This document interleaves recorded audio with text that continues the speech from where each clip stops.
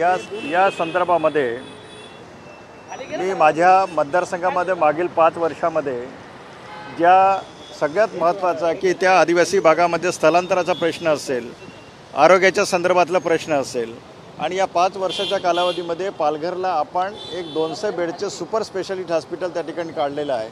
त्याबरोबर ANM, GNM आणि BSc nursing college.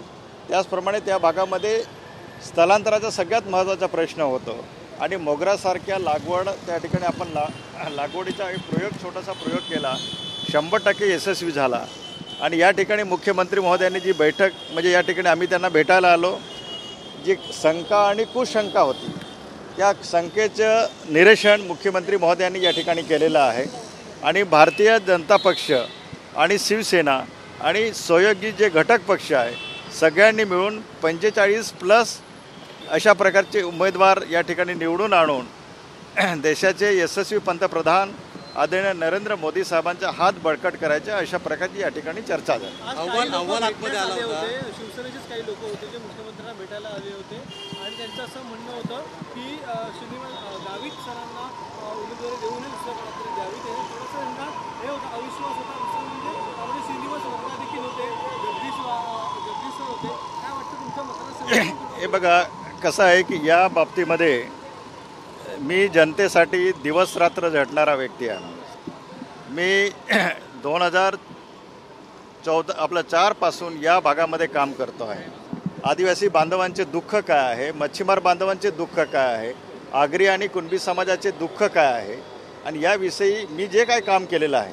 बघा 2-4 लोक त्या ठिकाणी काही चुकीच्या पद्धतीने काही जर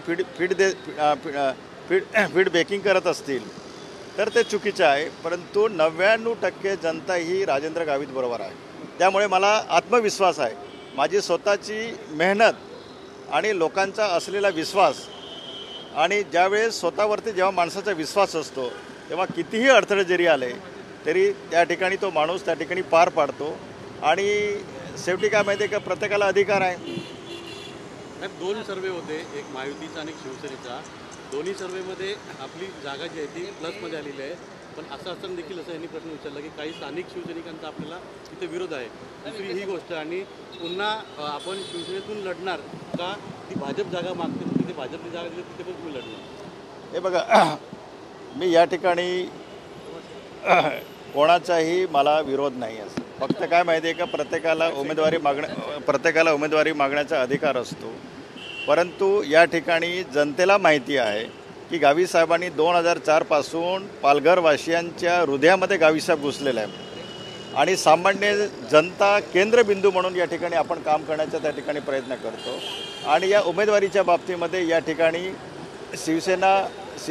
शिवसेनेचे आमचे मुख्यमंत्री महोदय आणि आमचे पक्ष नेते आदरणीय एकनाथ शिंदे साहेब आणि देवेंद्र फडणवीस साहेब आणि नरेंद्र मोदी साहेब आणि अमित शहाजी जे काय निर्णय घेतील, पक्ष जो निर्णय घेईल तो आपल्याला मान्य राहील. आज काय चर्चा झाली, मुख्यमंत्र्यांची भेट झाली का, काय चर्चा केली, कशापासून निवडून लढवायची? या ठिकाणी चर्चा एवढी झाली की सगळ्यांनी महायुतीचा उमेदवार कोणीही असेल या पूर्ण महाराष्ट्रामध्ये त्या ठिकाणी एक दिलाने सगळ्यांनी एक संघाने त्या ठिकाणी त्यांना मदत केली पाहिजे.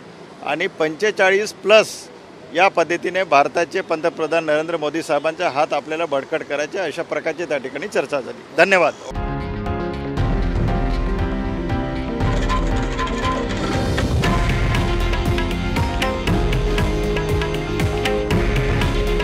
हे आहे देशातील नंबर 1 न्यूज नेटवर्क आणि आपण पाहत आहात TV9 मराठी. काळजी तुमची, हित महाराष्ट्राचं.